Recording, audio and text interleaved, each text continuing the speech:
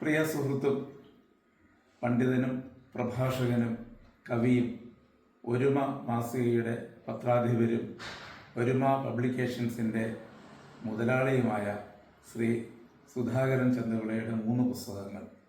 മഴ കാണുന്ന വെയിൽ, അത് ഏകാത്മകം എന്ന കാവ്യസമാഹാരത്തിൻ്റെ 27 പഠനങ്ങളുടെ ഒരു സമാഹാരമാണ്.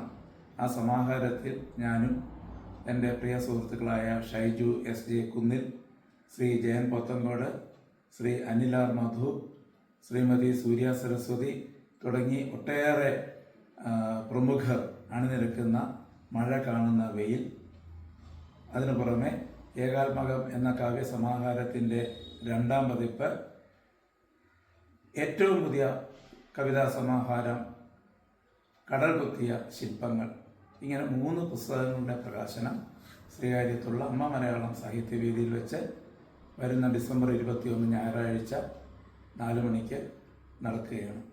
തദവസരത്തിൽ ഞങ്ങളോടൊപ്പം നിങ്ങളും ഉണ്ടാകണേ എന്ന് പ്രതീക്ഷിച്ചുകൊണ്ട് സുധാകരൻ ചന്ദവിളയ്ക്ക് മേൽക്കുമേൽ കൂടുതൽ കവിതകൾ എഴുതുന്നതിനും കൂടുതൽ പ്രഭാഷണങ്ങൾ നടത്തുന്നതിനും കൂടുതൽ ലേഖനങ്ങൾ എഴുതുന്നതിനും കൂടുതൽ പുസ്തകങ്ങൾ പ്രസിദ്ധീകരിക്കുന്നതിനും ഇടവരട്ടെ എന്ന് ആശംസിച്ചുകൊണ്ട് എല്ലാ ആശംസകളും നേരുന്നു. നന്ദി, നമസ്കാരം.